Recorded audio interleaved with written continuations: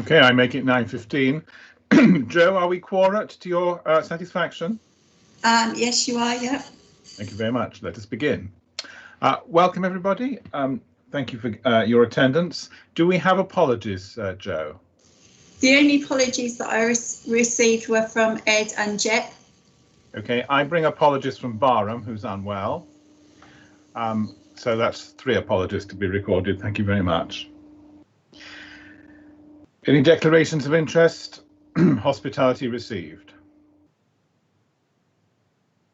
None? Thank you very much. The minutes of the last meeting.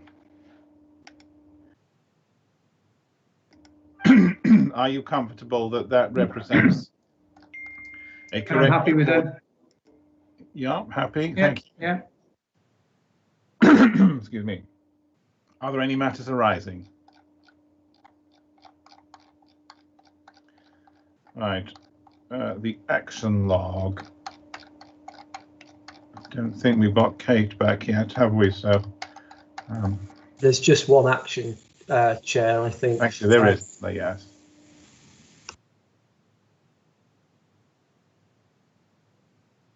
Right. I mean, that's it's a fairly general point, isn't it? So, Paul, I'm sure you've got that in hand. I'm sure he would have. Yeah, I'm on mute. Apologies, Chair. Yes, sorry. Okay, thank you very much. We'll take that as. You want that left on there, everybody, or are you happy to put a tick in that box? No. Tick it. Tick it. Thank you very much. Yeah. So the action log is clear as we start the meeting, Joe. Thank you. General update, Richard. You want to? Yeah, we'll do, Chair. So as you'll be unsurprised to hear, there's really only 2 major priorities for us at the moment since we last met. The first is the ongoing response to the COVID-19 pandemic, and the second is our mass vaccination campaign across West Suffolk.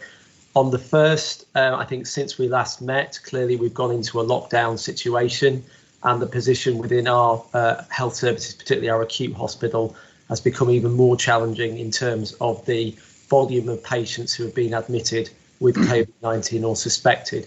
There are some green shoots, if I can put it like that. So the numbers have slightly fallen. I think yesterday it was 127 also within the acute bed base and 14 within ITU. That is a slight fall from around 150-ish at its maximum. But I think we'll need to wait to see whether that's a trend continues or not.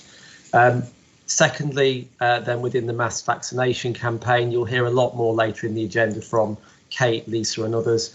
But we've started, as you know, at pace now in terms of the mass vaccination campaign across the whole of the integrated care system, obviously within West Suffolk as well.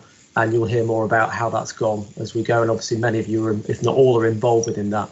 And then just to finish with a massive thank you to all of the staff and yourselves for the work that is happening across the system. Everyone is working tirelessly to try and continue to respond to both the pandemic and really do as quickly and as we can with the mass vaccination campaign. So just to put on record, a massive thank you to everyone for the ongoing work and commitment that's taking. Thank you, Chair. Thank you very much. Any questions for Richard at this stage? Thank you.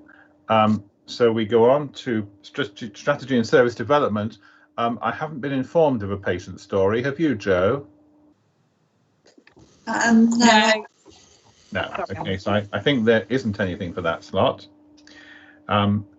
We have the West Suffolk Alliance update, and Kate's back, I think. I am, yes. Yeah. Okay. So you confirm there is no patient story? No. Okay. We did ask and try, but we haven't. Okay, fine. Thank you. And would you like to go on then to the West Suffolk Alliance update, please? I will do. So I'm going to take the paper largely as read. The key components, I think, are, as you would expect, around the pressures that the system have been under going through winter, which is part of the normal, our normal business rhythm, but also with the incident response to COVID. So what we've had to do is change the way that we've been operating, which has gone really well and brought people together in terms of seeing how we manage and keep our population safe as something we're doing as a system. So we've moved to daily coordination calls with key partners on looking at the the situation within the hospital where we've got patients who need to be in the safest possible setting, and working with the out of hospital partners as well on how we maximise the capacity that we've got to take COVID patients, the capacity we've got to wrap around people in their homes to make sure that they are not making it into the hospital, and what that looks like in terms of additional provision that's required in the out of hospital setting. I think we've made particular mention in the paper around the Red Cross, who already play a valuable role and do ramp up every winter, but they've also done an exceptional job of offering an enhanced service into the hospital so they can support more people when they come home, and having a bit more of a wraparound and link into the integrated neighbourhood teams for those individuals. I think the most striking thing is just how flexible they've been and ready to provide support really to any ask, whether it's transporting people, whether it's making sure they've got food in the fridge, and whether it's just checking up on them afterwards as well, to see how they're doing, which has been a huge benefit. And other voluntary sector organisations have also, and local communities have also been doing something similar. We've also got a section in here around the vaccination programme, which has obviously been the main priority. And we had 2 sites that went live in December, and then we had a further 4 sites that went live on the 14th of January. And the hospital has also been working through the vaccines for the larger staff cohorts. I think the most striking thing about the whole process is it's been a difficult thing to coordinate, because we are obviously working at the same time to deliver services, and also we have a national and a regionally led programme, so lots of moving parts.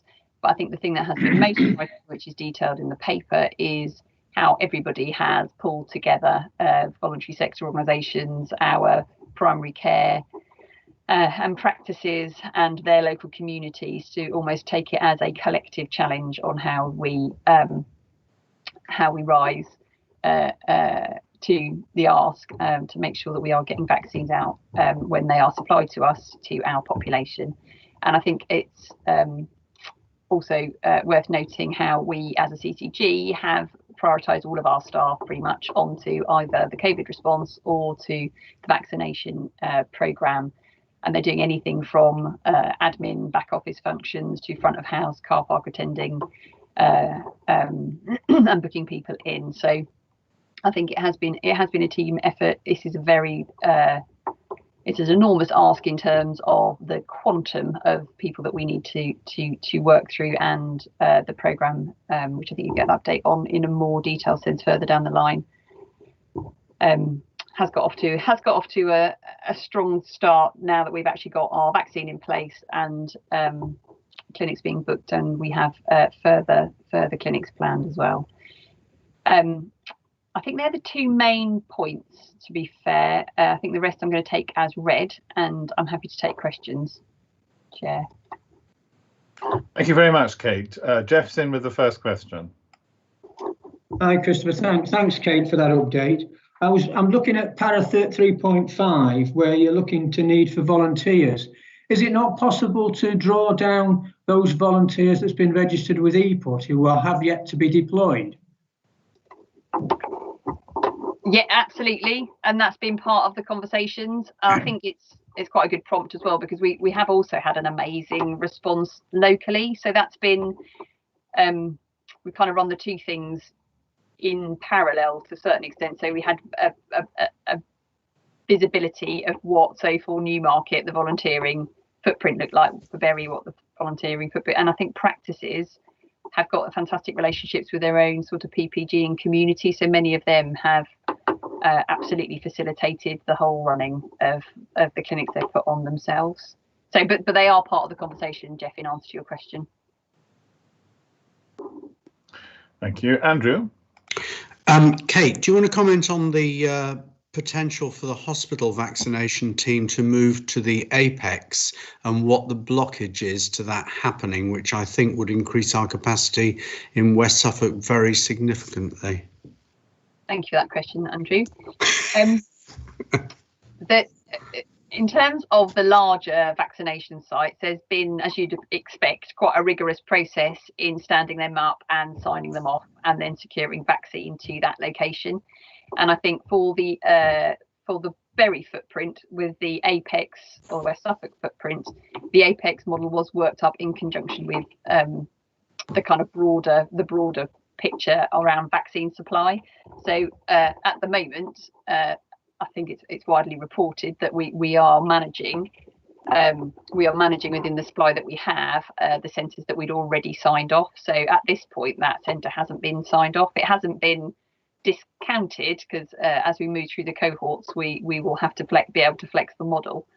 But at the moment, that we haven't pressed the go button on that site. But the work that's been done to sort of get us to a point where we have a viable option absolutely is a valuable piece of work. The other point as well is we need to deliver services throughout this as well. So from a primary care point of view and an acute point of view, we also need to make sure that we're not the coverage in terms of capacity is enough to make sure that we're able to fulfil all of those asks. Thank you, Kate. Thank you, Kate. Godfrey. Just two very quick points. Firstly, about the volunteers. We were sent a list of potential volunteers registered under the CAS, and we have in fact been using some of them, and they've been very helpful. They're largely local folks, but they have been screened to an extent through the service that asked them to apply. Secondly, I take Andrew's point, but actually just opening sites if there's no guarantee of vaccine delivery does not improve delivery of vaccine. So therefore, it's all about getting enough vaccines through. Currently, the site I'm helping to run in Mildenhall has only been open 3 days this week instead of 6 because we haven't had a vaccine delivery. So that is the key issue. And just opening up more sites, unless you can guarantee vaccine to them, isn't going to improve delivery. Thank you. Thank you. Any further comments? Any further comments on the West Suffolk Alliance update? Thank you. Community engagement group and the patient and public involvement, Linda. Thank you, Christopher. I'll take the short paper as read. You can see some of the issues that have been discussed by the community engagement group, and perhaps the only other thing I would add is that on the SNE website about vaccinations, there are a number of what you call them vox pops, or the little videos of patient experience of those that have had the vaccine, and I would encourage people just to have a look at those. They're very positive, and people seem to have had a really good experience despite the issues behind the scenes. I think the public facing service and the response from the public has been really positive, and they're very grateful for the vaccines that have been given and the hard work it's taken to get to the point of their arms being injected. So I think from the public it's a thank you, and I think it's just keep going, and I think the main issue that's coming out from the community engagement group is about communication. They are desperate for information. There seems to be some information on social media, some information on the website, but some of the website information seems to be quite general, which I do understand it has to be, because otherwise you'd be updating it every 2 minutes with the advances. But I think there is something about the communication that perhaps we can take further with Simon to help some of our colleagues, and it's also come from some of the PPGs about information and what we can do. I think they're getting local information, but perhaps not the overall information. So maybe there's a little more work to do on that, but otherwise thank you, and you've seen the issues, and we're pursuing those issues with individuals as required, like the carers work and others. Happy to take questions. Thank you. Thank you very much. Lisa. It's not, thank you, Linda, that's really helpful, and it's not a question, it's just a statement. I'm sure Simon will want to elaborate more. We have the SNE vaccine website, which Simon's team did a huge amount. Oh, and helpfully he's just popped the address in the chat box, which has frequently asked questions. We are looking at setting up a patient helpline because we understand that there is a huge amount of stress out there. People are finding the communications very, very challenging and very difficult, and want to have personal responses to their questions.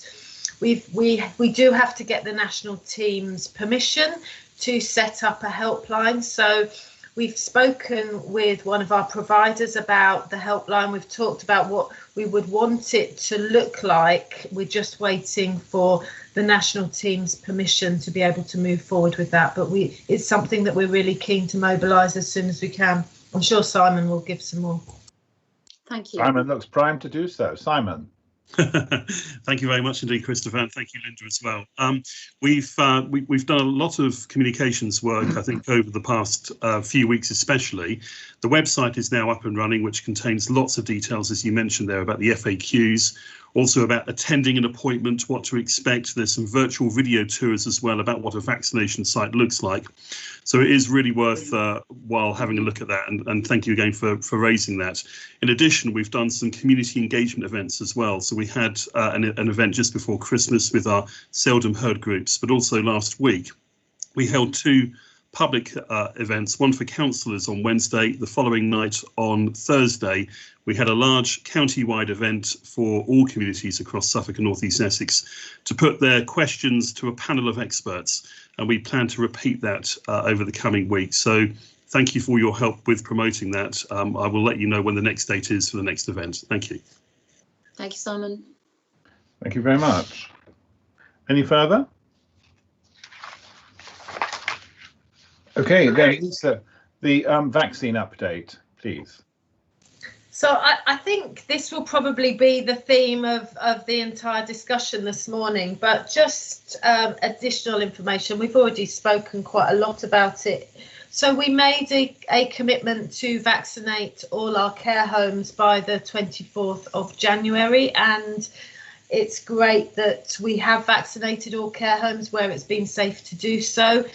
We know that there are some instances, so residents that have had COVID within the last 28 days, we're unable to vaccinate at the moment, but we do have a great database. We know all the residents that we didn't vaccinate before the 24th of January, and we've got dates to go back and ensure that they are vaccinated. So that's a key question that's come through from the public, is how will those people be picked up? So we do know where those people are.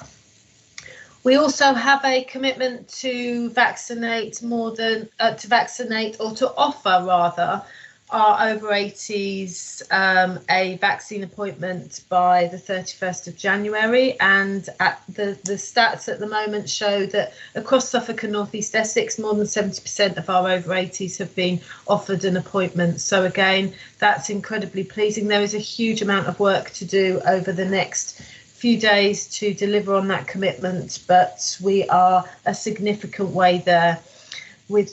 Now we have, I think the sea change has really been in the last few days with our additional capacity open in primary care, and also we now have Gainsborough site open. That opened yesterday and started vaccinate. Well, it opened on Monday, but really started to vaccinate on Tuesday. So that's really great for people in Suffolk and North East Essex, and we'll be planning on more vaccination sites.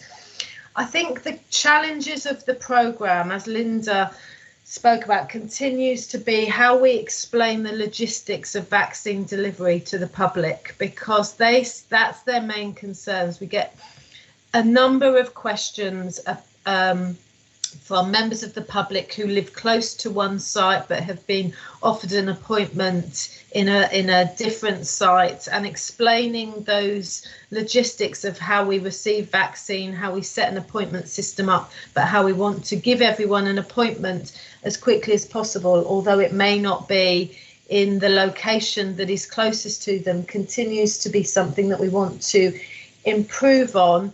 And the other thing that we really need to continue to work on is the vaccine hesitancy issues that we're seeing, particularly in some of our care home staff and other parts of our population. So we had some really good discussions with some of our community leaders over the last few days around how we need to possibly move to more personalised conversations to address their particular issues and the questions that they have. I think I'll leave it there. Thank you, Christopher.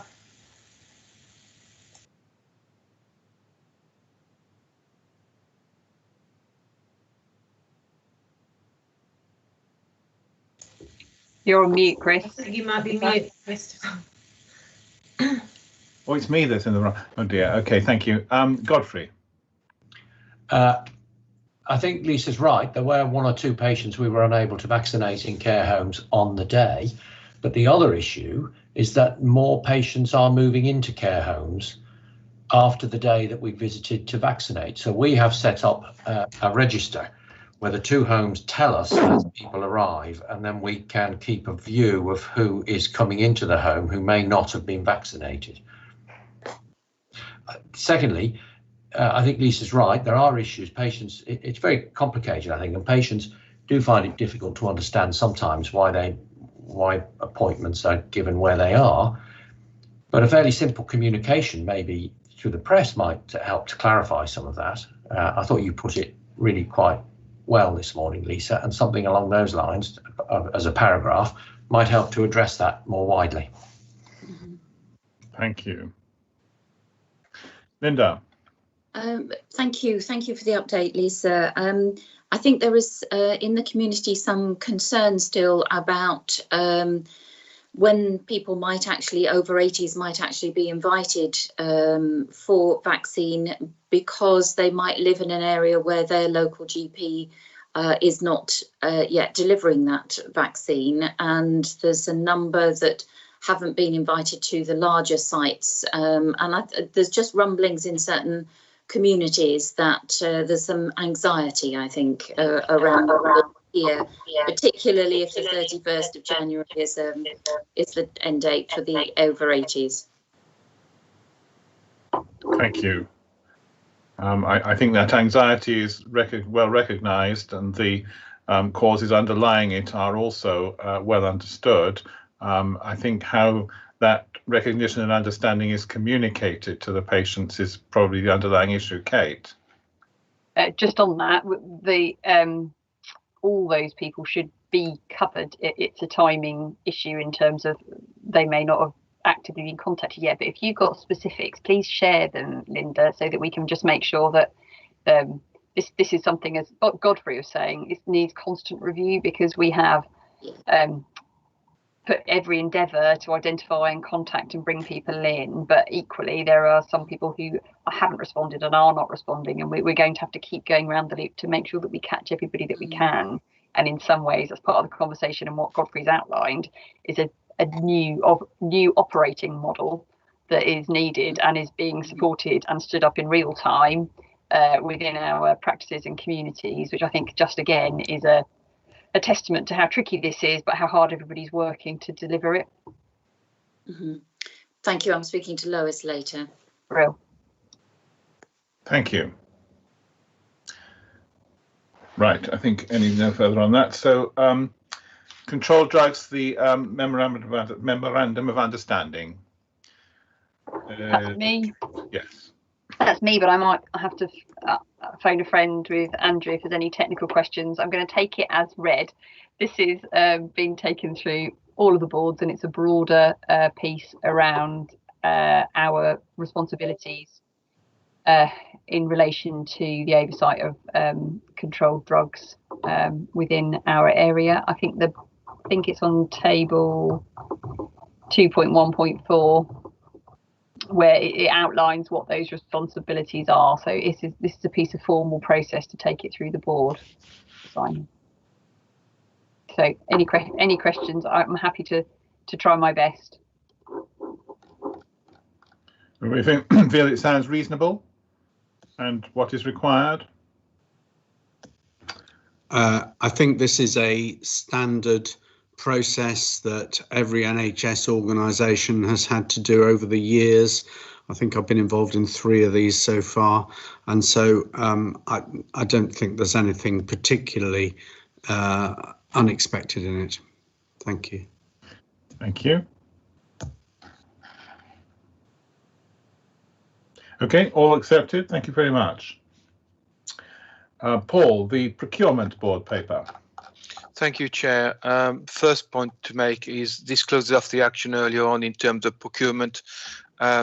This issue has been ongoing for some time, as I understand it, in terms of an ask from governing bodies to look at joining up a procurement board and the expertise of folks across the whole of the ICS. So this paper has found its way through all subcommittees of the 3 CCGs. Went through Ipswich and East CCG yesterday and was approved there. I am going to take the paper as read, as it's pretty short, but just to summarise, it basically brings together all the expertise across the ICS.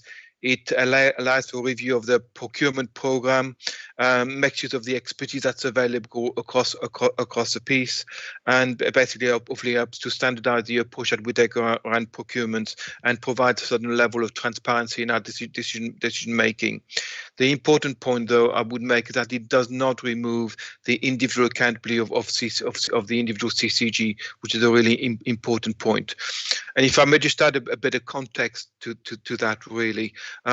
It's not that long ago that people might remember the long-term plan, which actually made some interesting suggestions around the future of the legislation around procurement, and in particular 2015 procurement piece, and also public contract regulations, and also patient choice and competition law as it stands.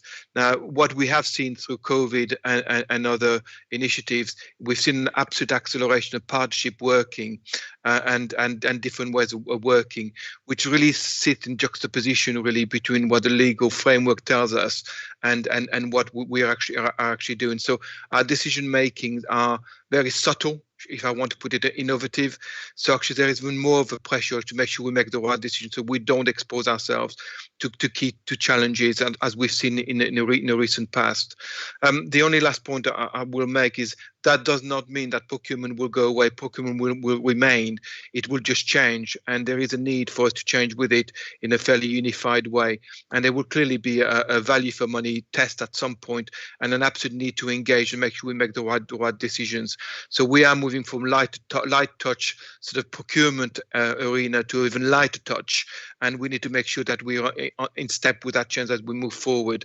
I suspect that I mentioned with EU transition and EU exit, we will also see some changes accelerating along those lines. So again, quite an important sort of piece of work around making sure that we pull all the expertise together. I'll stop there and happy to try and answer any questions. Thank you. Any questions?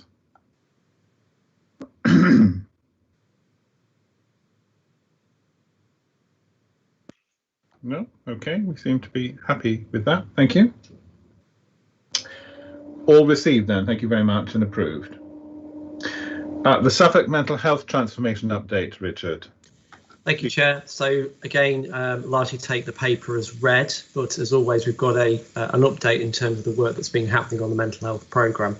Just to start with, in the context of what Kate was saying earlier around effectively pausing a lot of the work programmes that we've got and redeploying staff into other priority areas, there has been an impact on the mental health programme. So with that in mind, we have reached an agreement with the senior responsible owners across the system that we extend the time frame out for this overall programme of work to September 2021 from June. So effectively to push back the key milestones 3 months. So we'll be looking to come to the September governing body, Paul and I, with a decision around the commissioning of the mental health services at that point. Now, notwithstanding that, and as you'll hopefully see in the paper, that doesn't mean that everything has stopped. Indeed, there's a lot that's still happening and still moving forward. So there's some examples in the first part of the paper, particularly the first response line, so the crisis line, moving now to 24/7 psychiatric liaison services at the West Suffolk Hospital site, and other elements as well. And just to give you a tempter of what's coming at the end of March, all being well, we will be focusing on our community mental health model. So that will include our IAPT expansion, our perinatal expansion, and more broadly, the primary care mental health practitioners and recovery teams that we're looking to put in place. So that work is already happening. Excuse me, and indeed we had the Mental Health Board on Monday night where we approved in principle 2 of those business cases that will come through to the board. But for today, we've got 2 key updates and decisions, hopefully for the board to make. The first is around a very important part of our mental health services, which is the employment support service for those with complex mental health illnesses, etc., which is our individual placement support service. We've had this service in place for some time now, but as always is the case, the current contract was due to expire. We've gone through a piece of work between Paul and my team and others to look at what the best options are for this. We've reached the conclusion that a contract waiver is the best option to effectively continue to commission Essex Partnership University Trust, EPUT, as the ongoing provider of this service. And as the paper says, the main rationales for this is it's the national beacon site of good practice for this service. We've had no issues or problems. We've had really good feedback from service users. And also County of Essex went through their own competitive process, and there was no other bidders, interestingly, other than EPUT. It's quite a niche service provision. So on that basis, we're recommending to the board that we go ahead as per the recommendation in the paper.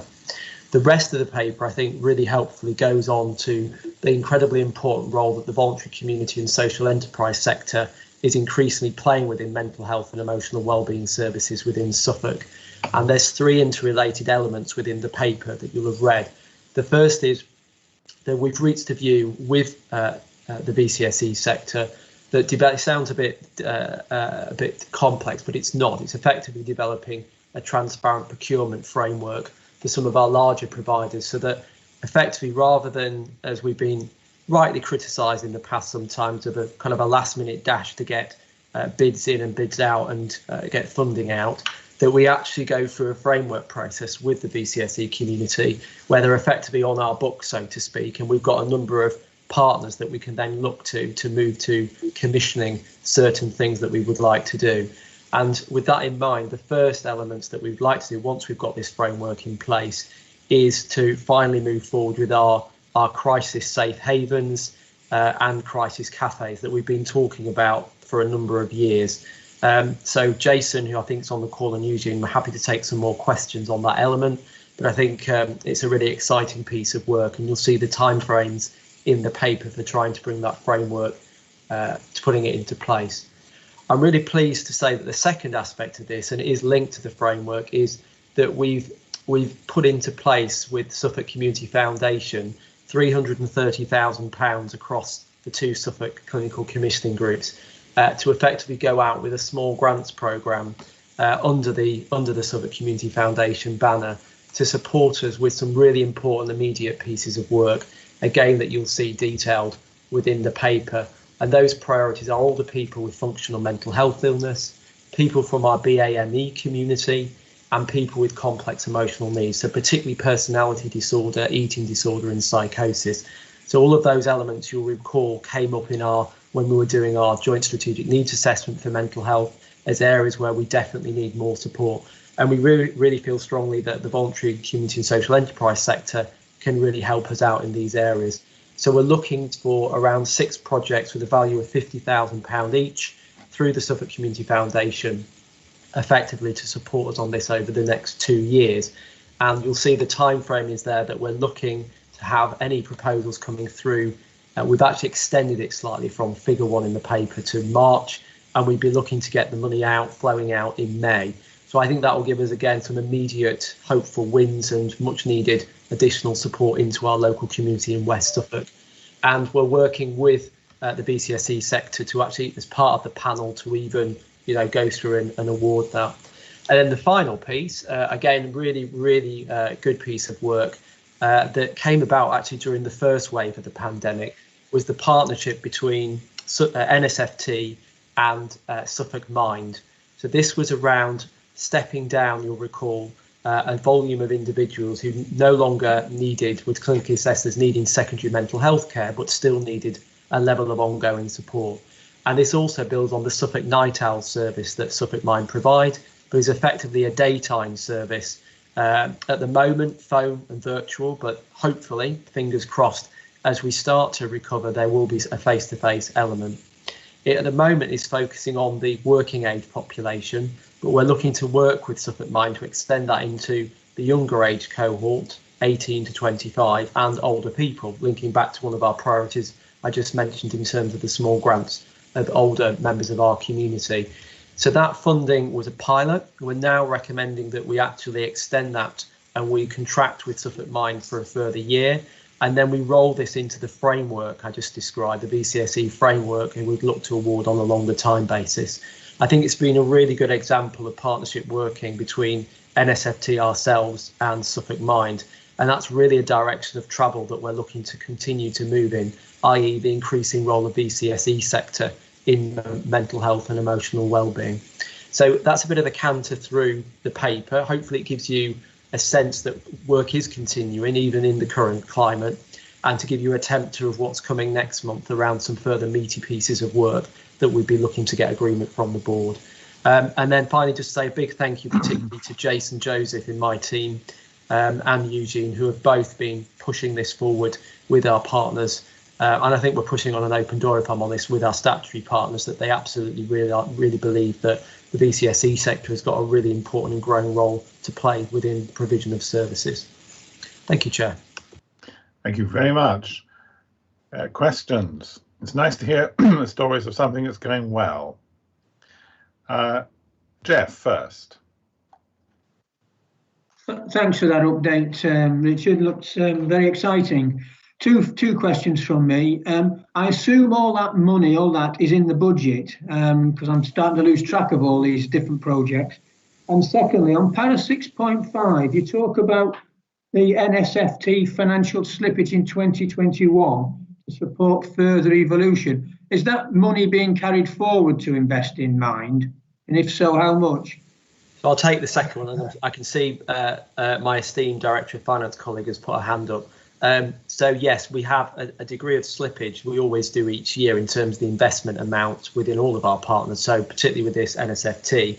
And we've agreed with NSFT that slippage funding effectively will be utilised to fund ongoing for the next couple of years the Suffolk Mind service. So this is not about us necessarily using new money, so to speak. It's about using underspend and carrying that forward over a longer time frame to fund this service. But I'm sure Jane will come in on the first question.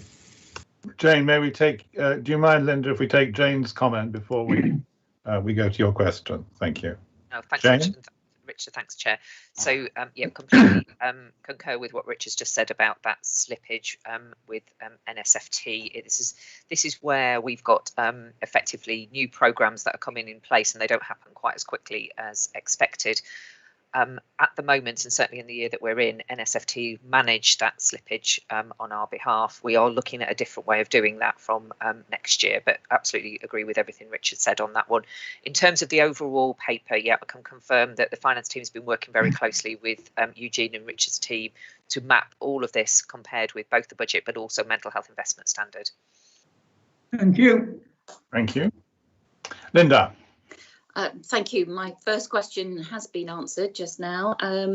But secondly, thank you for the paper. It's really informative, and it's great to see how the small grants process is evolving and developing from previously. And I presume that that's followed on from evaluation of that first round of allocation of services. And so what I'm wondering is, will we get to hear of the evaluation of this new way of doing things in future, so that we can see that learning circle continuing? I'm sure we will, but it's just a marker in the ground. And lastly, can you just clarify where the Wellbeing Cafe and Safe Havens are? in Suffolk? Thank you. I'll bring my colleagues in a second. The short answer is yes in terms of the evaluation piece, but Jason and Eugene can provide more detail. And then on the crisis cafes and safe havens, we don't have them at the moment. That's the piece of work that we would be wanting to work with the BCSE sector on defining. But again, Jason's probably best placed as he's leading on that piece of work. Thank you. Yeah, morning everybody. Hi. First things first, in terms of evaluation, we've worked with Suffolk Community Foundation to do outcome-based evaluation. So all the projects will be working closely together and with the foundation and with ourselves and NSFT to evaluate what they're doing. And we want to make sure there's an ability to have some peer-led evaluation, so people with lived experience will evaluate their services they're receiving. So we're really keen on that. So we'll be working with some outside agencies to make sure that happens. And in terms of crisis cafes, as Richard said, we're in the planning phase at the moment. We expect them probably to be in Ipswich and Bury, but we're quite open in terms of where they're placed. And one of the ideas we've got with that is, especially in the wellbeing cafes, the daytime support, that we have a kind of hubs and spokes model. So we have a central cafe, but actually we're able to do pop-ups in village halls or in much more local communities. And again, that's something we've set some money aside as part of that process, but we'll need to talk to the successful applicant about how they make that happen. Thank you, that's really encouraging. Thank you. Are there any further questions or comments? Okay, well, thank you very much, Richard and team. As I say, that clearly is going well, and it's very good news that it is, particularly despite the other challenges that we have going on at the moment. Thank you. The Ockenden Maternity Safety Report, Lisa. Thank you. So this paper just provides you with an update around the both provider and the LMS response to Ockenden, and I think it's fair to say the maternity transformation is absolutely going full head on, so which is really good news. So I won't go through the paper, but you will all be aware that this is the first report from Ockenden, having identified a number of themes from 250 investigations that they have currently in progress of completing, and therefore they've started this first paper so that local areas can start to make sure that actions are immediately put in place rather than waiting for the full paper. So you'll see on the bottom of page 2 and page 3, these are the seven areas of immediate and essential actions that both the LMS and the provider organisations need to ensure they are working on. And then section 3 really gives you where we are as a system on putting those actions into place. So a number of them we have got in place. We do have to ensure that we are working with the new independent advocate role.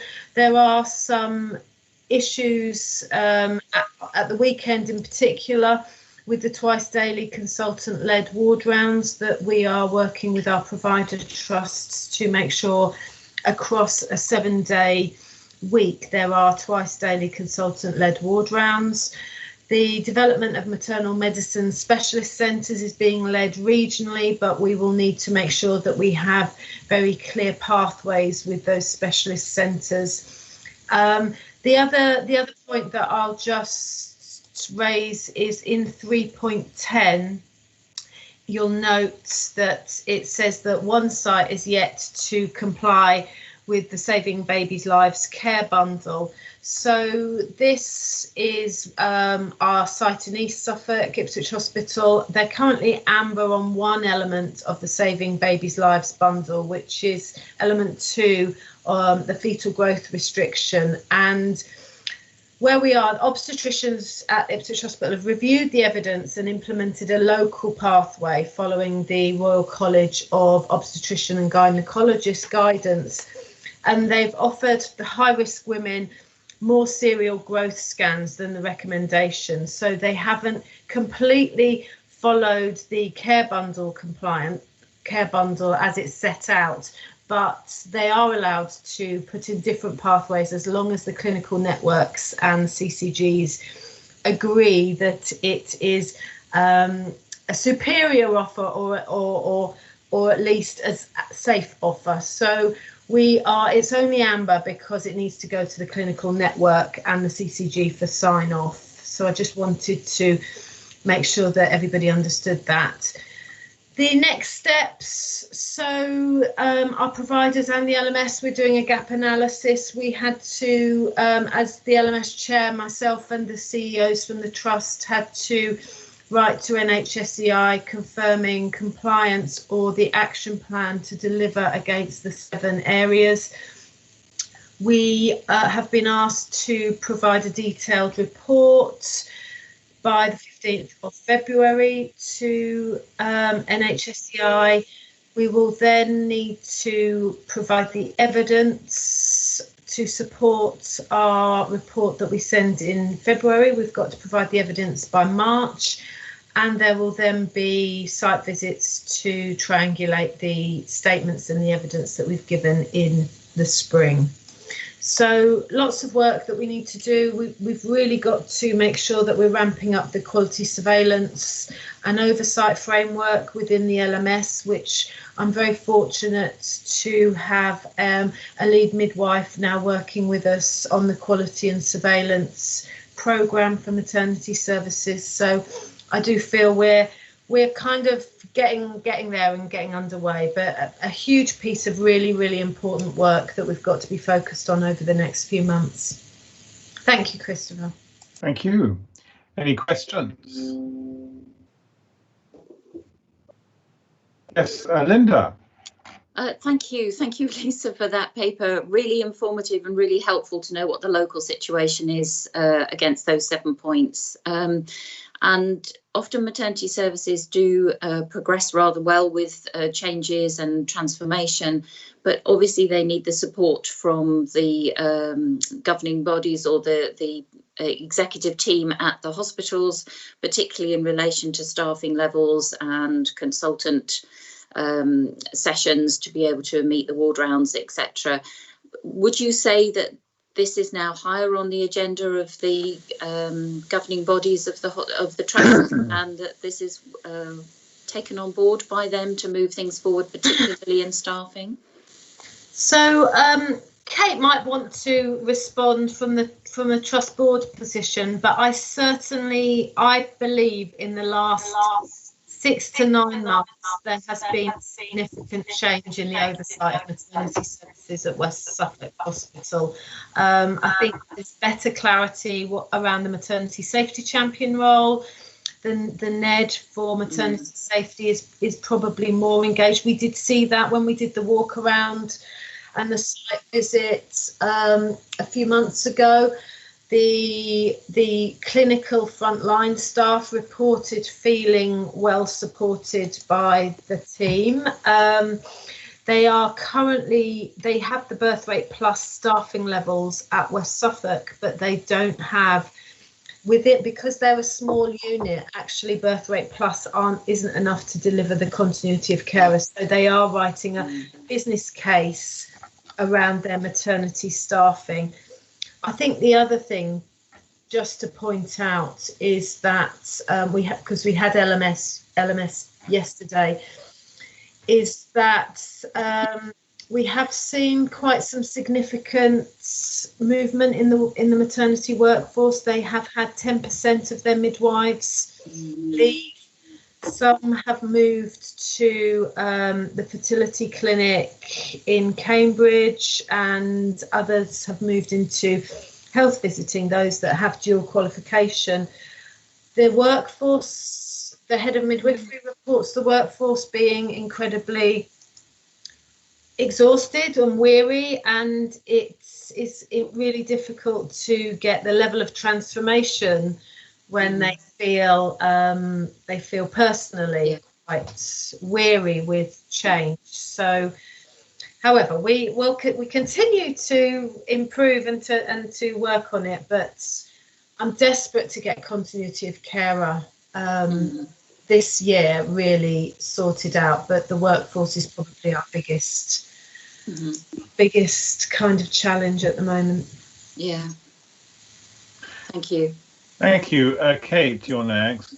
So just to add a little bit to that, I think what the hospital board now sees in terms of level of detail from a maternity transformation point of view and performance point of view is vastly different to how it used to previously operate the oversight model, which I think is a really encouraging thing. And the only other observation I'd make is, as with all bits of our system, maternity has had to run a COVID model to keep people safe during their deliveries, during their whole antenatal process. And I think, again, going back to Lisa's point around the staff, they are managing that brilliantly, and it's a very tricky thing to juggle. So I think the ask on them at the moment is significant, and it is worth noting that it probably makes the ask slightly slower in the return. Thank you. Godfrey. Just a quick question, Lisa. You mentioned the workforce and the fact that 10% have left. Do we know what the flow from the midwifery schools locally is likely to be in the next 6 to 12 months? So my understanding is they've recruited the students that were training with them, but we probably have about 15 to 20 midwives qualifying a year in Suffolk. So we're just exploring a bridging module, a bridging program so for those people with a different registered qualification on the NMC, but that's still a 2-year program now. So it is slow. We have increased our midwifery numbers quite significantly last year. But obviously we won't, because it's a 3-year program, you don't see the rewards of that until a little while. So it is about recruiting and retaining staff. For some staff, the continuity of carer model is making them incredibly anxious. Some staff find the autonomy and the way of working in the continuity of carer model quite stressful. They like to know what their shift pattern is. They don't particularly want the flexibility of being able to manage their own work time and in accordance with the women's needs. So we have seen people leave midwifery because they don't want to work in a continuity of care model. And is it the case, I mean, I would imagine that the continuity of care model, as a midwife becomes more experienced, and also at different times in terms of maybe raising her own family, it becomes something that's more potentially rewarding and doable as you progress in your career. So is it something that could be applied specifically to midwives at that stage of their career, so that the new ones coming in don't feel that they're instantly given all that autonomy and responsibility before they've develop the sort of experience that might be required in order to take that on? I think they work in a team. So there's a team of 6 to 8 midwives in every continuity of care. So they would need to make sure that they had the right skill mix in each team. Yeah. I agree. They need to make sure that they've got some experienced midwives and maybe 1 or 2 newer, less experienced novice midwives in that team. I think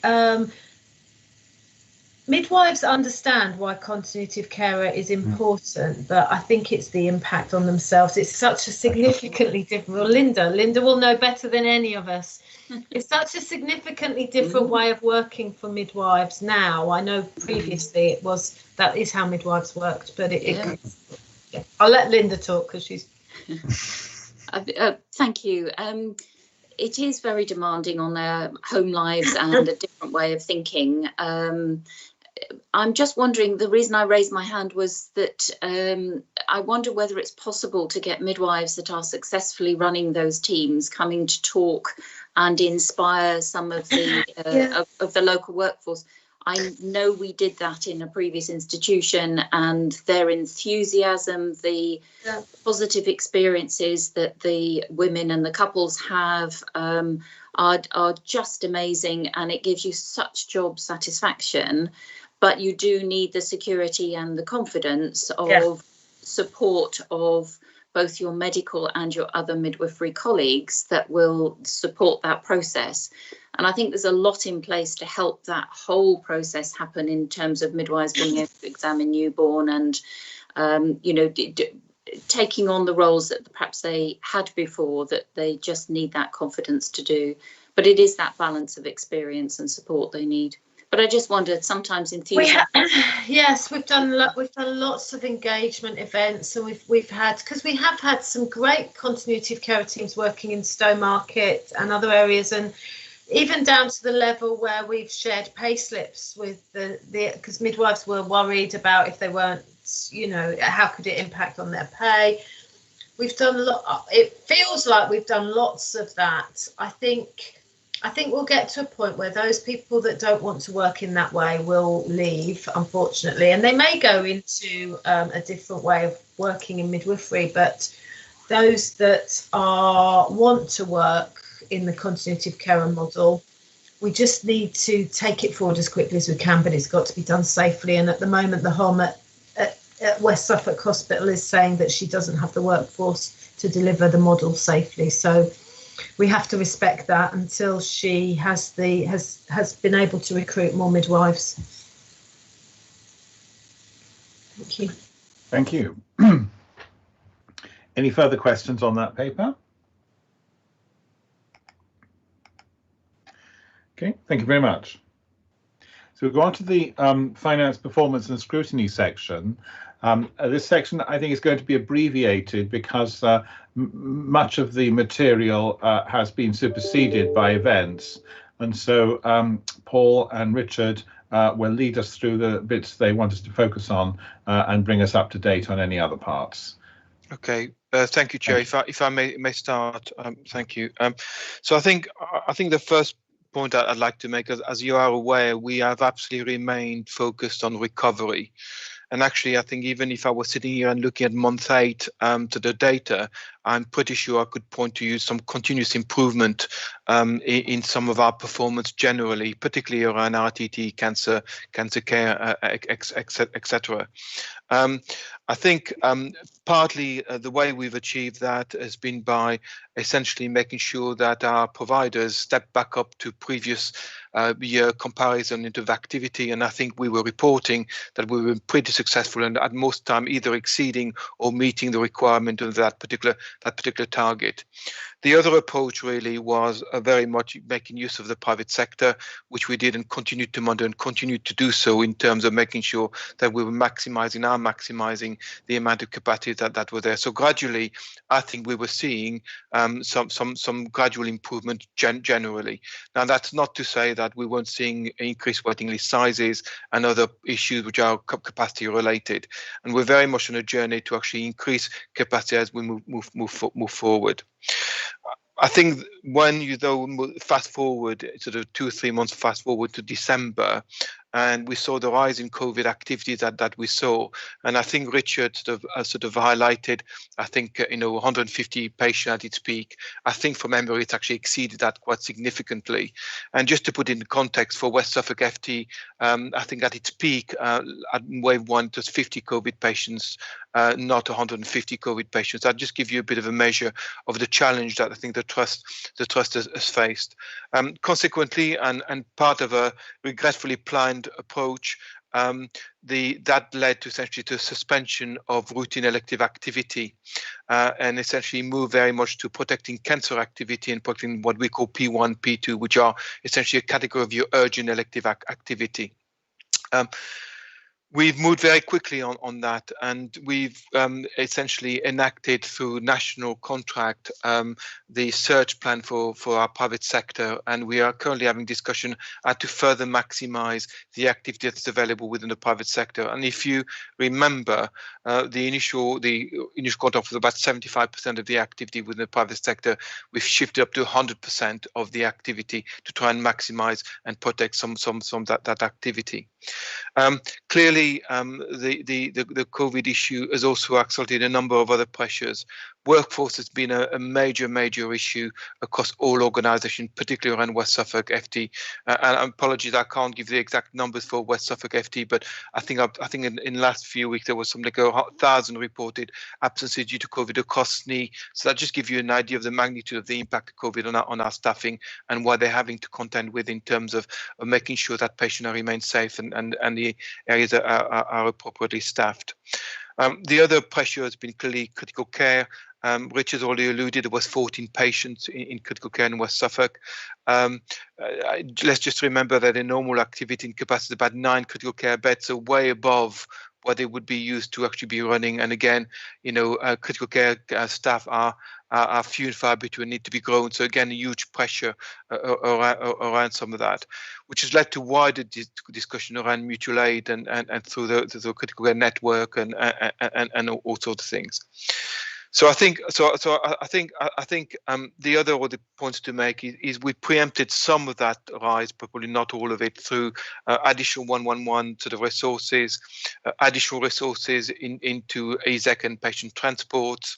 I think the work that Kate has done through the Alliance has been absolutely invaluable into making sure that patient flow is maintained, particularly around designated site issues, particularly around working in partnership with local authority to make sure that flow actually remains.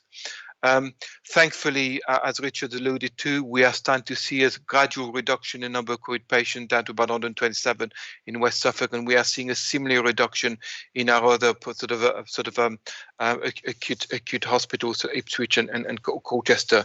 There is a general view that we've reached peak, but we need to be really watchful and keep maintaining all the measures that we have in place. But again, it's a bit early to say whether we're actually seeing a definite downward trend. So I think it's not going to be very long before, and the reason I made the point that we remain focused on recovery is that we do need to keep focusing on recovery. Part of the learning around wave 1 is that essentially cancer services very much all stopped. That's not been the case. We are trying to maintain some of those, but invariably what we are going to see in the December to January onwards is a fall off of the capacity and activity that we're seeing, that I've been used to seeing going through, purely because of the reduction in elective activity, etc. Some good news is in terms of ambulance services. I think we've had some good news stories there. I think the activity and the performance has been largely maintained. In other words, delays at the front door have not been huge. They've been there, but not been huge in comparison with other regions. So again, I think we probably were as well prepared as we could be. I think the important message for me is that, and I know it's a bit of a twee statement, but NHS still remains open. And it's really important to say that, because actually all our emergency services are being maintained, even though they're under absolute tremendous strain. So I think in month 8 we will probably see some recovery. In month December reporting, we will probably carry on seeing some recovery, but from January onward, particularly, I would absolutely expect to see a deterioration in performance, which is a consequence of essentially the COVID challenge that we've experienced. So I think, Chair, I'm going to stop there, and happy to answer any question, or if Richard wants to come in and add anything to that, or Kate may wish to add something to that. Richard?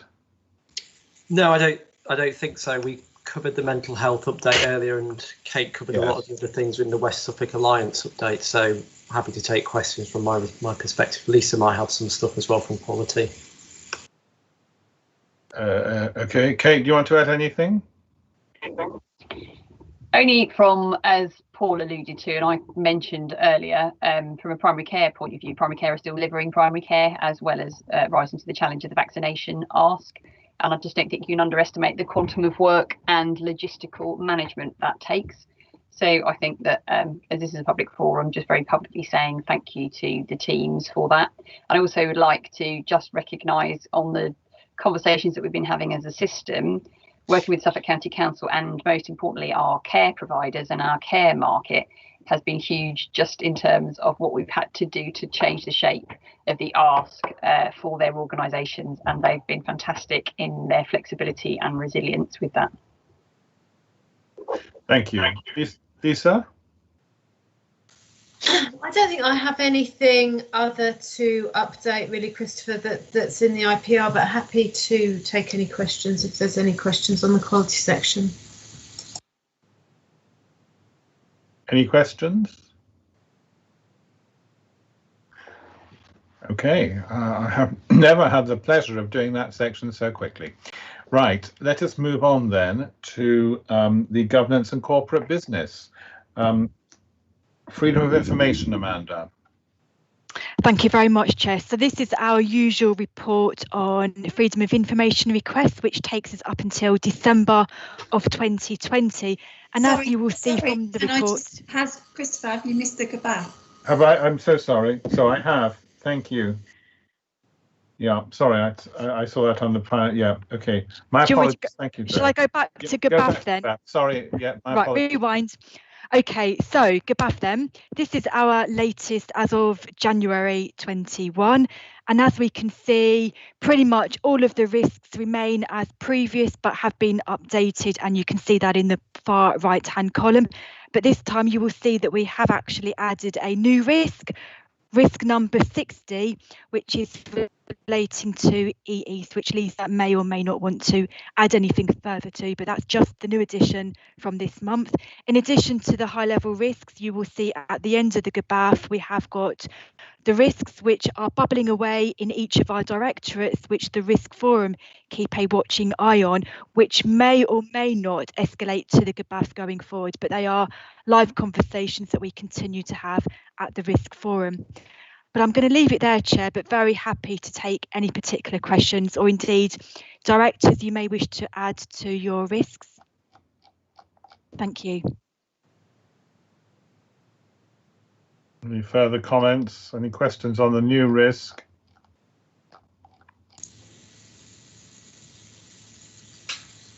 Oh, okay, thank you. We received that then.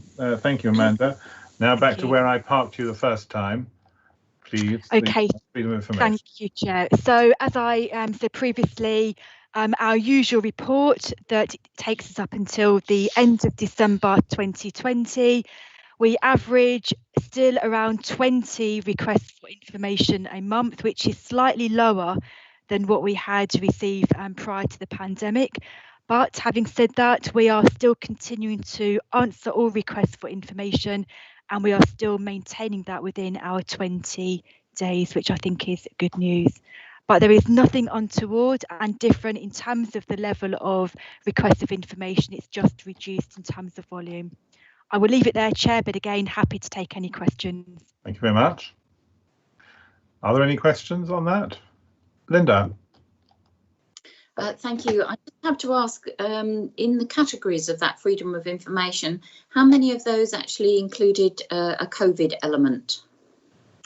I don't know the exact number, Linda, but let me take that back. But I don't think we have had any, to be honest, but I will double check with our manager.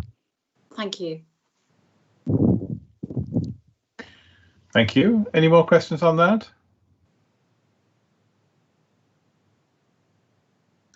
Okay, on we go, still with you, Amanda, to the terms of reference to the joint CCG's collaborative group. Great, thank you, Chair. So this is just an update on our current terms of reference, and as you can see, a very minor tweak to the current, which is shown in red. So I'm hoping that GB members will endorse the very slight change to current terms. Any questions? Are we happy to endorse as proposed? Yeah. Thank you very much. Okay. Minutes of the various subcommittee meetings, Jeff, if you will be so kind. Thank you, Chair. We've got various subcommittees: audit, clinical scrutiny, financial performance, COVID, the Resource Approval Committee and the Primary Care Commissioning and Commissioning Governance and the Collaborative Group. I'd ask the members committee to agree these. Some are unconfirmed as yet because they've not to go back to their own committees. In the context of Audit Committee, we had our new external auditors, BDO, attend at our last meeting. We considered some internal audit reports.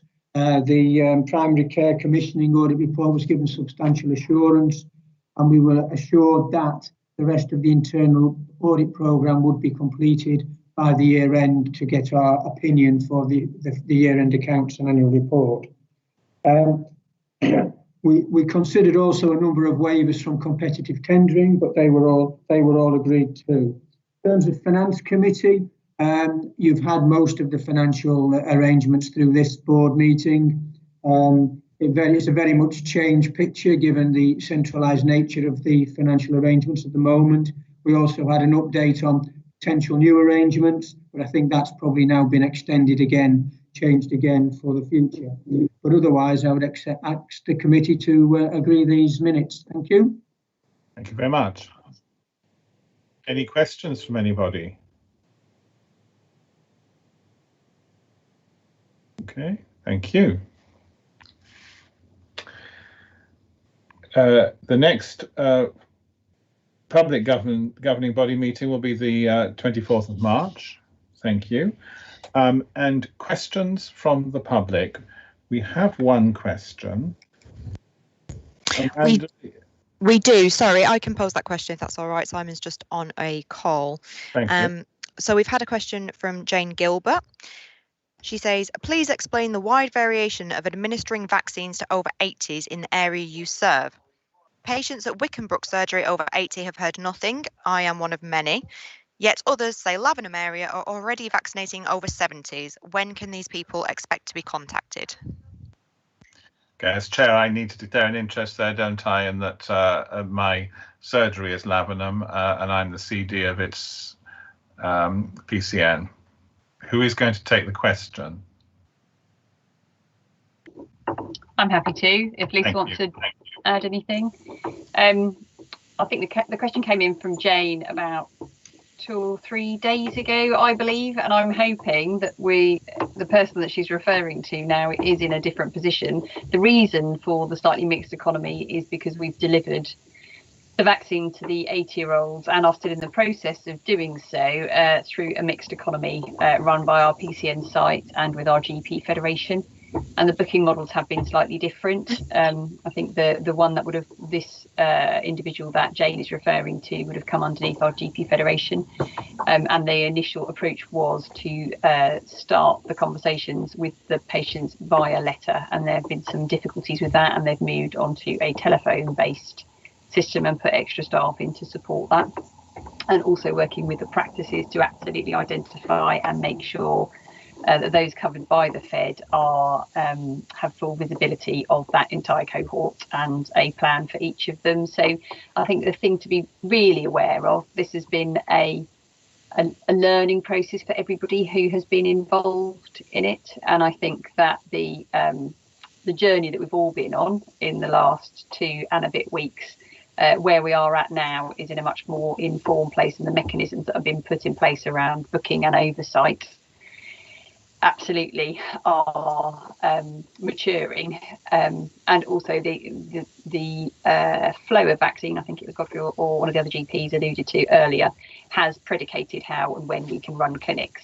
So that has also been part of the tie-in. So where we've had vaccine supply coming through to a site, it's not been something that's been negotiable in terms of the time in which we can use that vaccine, because the Pfizer vaccine in particular is time limited. So all of those moving parts have fed into the model.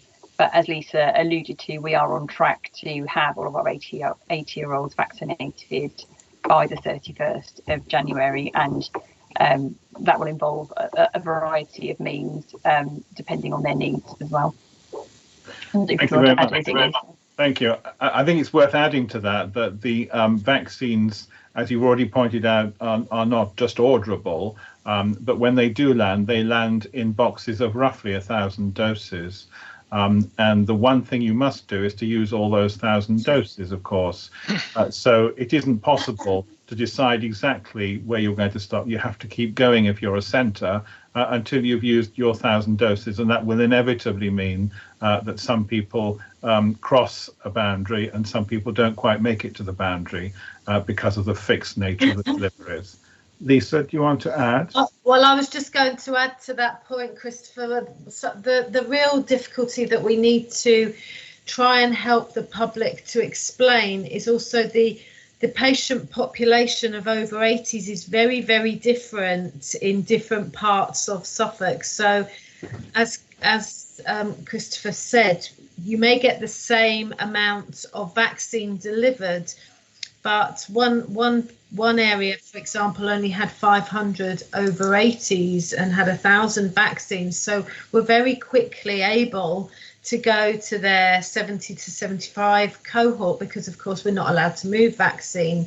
So we can't do a Robin Hood of moving vaccine to where we know the people are without national or regional chief pharmacist approval. It's quite difficult. So rather than waste vaccine, we have some areas have started to vaccinate the other people in the top 4 cohorts that we know we've got to get vaccinated as soon as possible. And that's meant that your brother or sister that lives a few miles down the road that are 70 may have been vaccinated, but you're 84 and you haven't been vaccinated because you sit within a different primary care area. I think, as Kate said, the really important thing that people have to hold on to is we know where you are.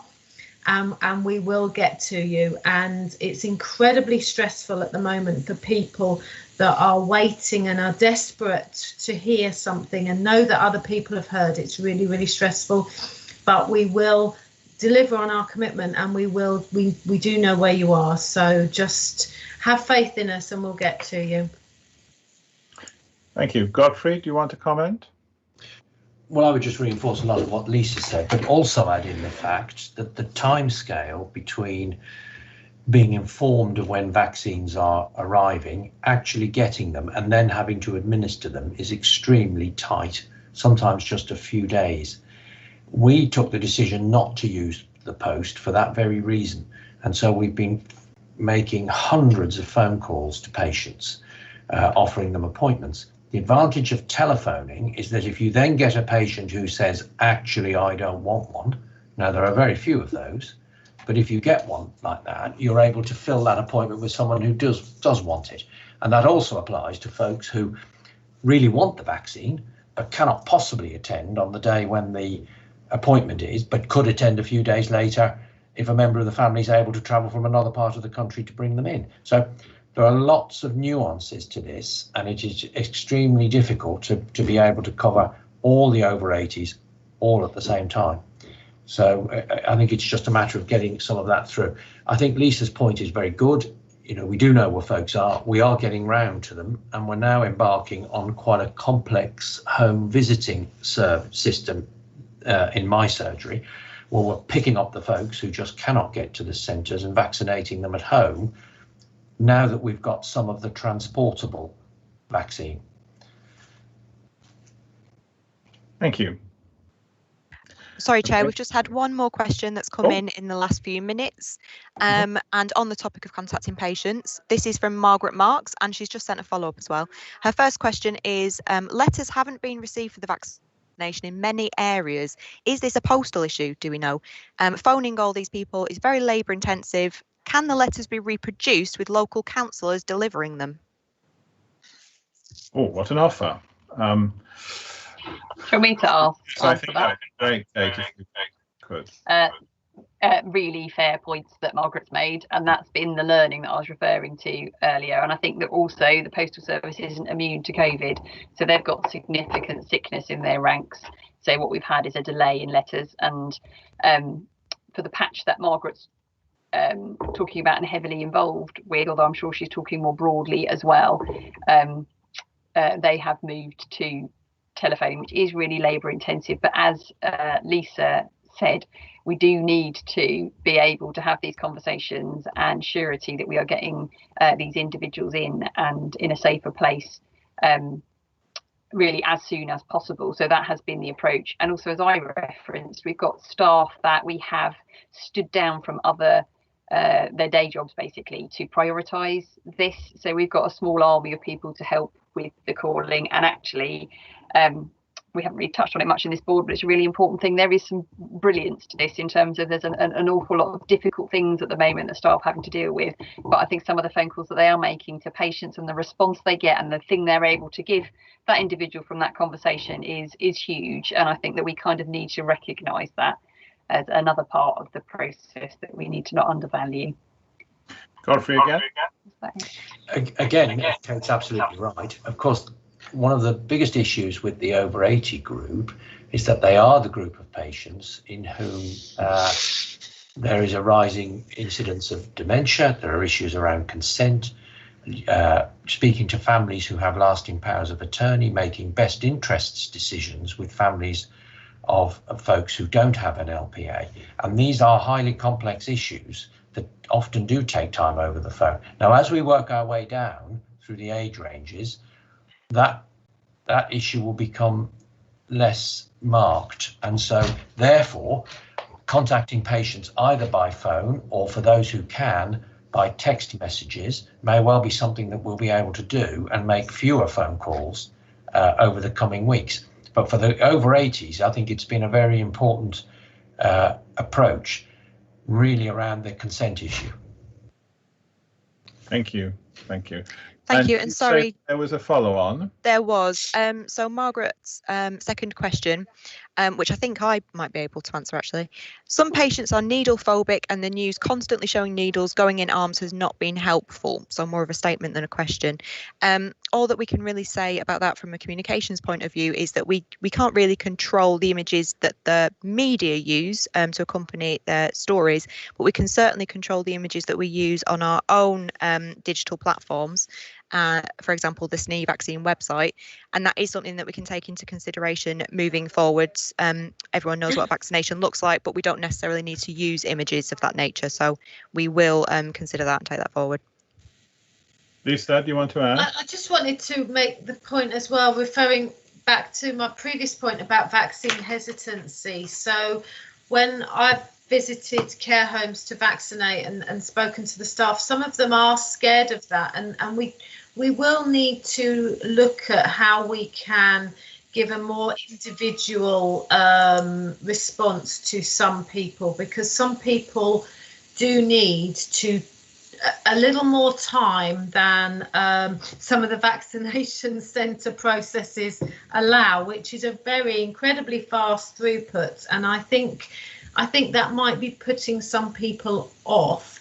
So we spoke yesterday about how can we develop a process whereby we can spend a bit more time with some people, because some people will need, maybe people with learning disabilities who will need reasonable adjustments applied, or people that are just incredibly scared or have questions that they can't answer. And I know the vaccine hub processes will take that into consideration, but I think people need to understand where they can have those one-to-one discussions.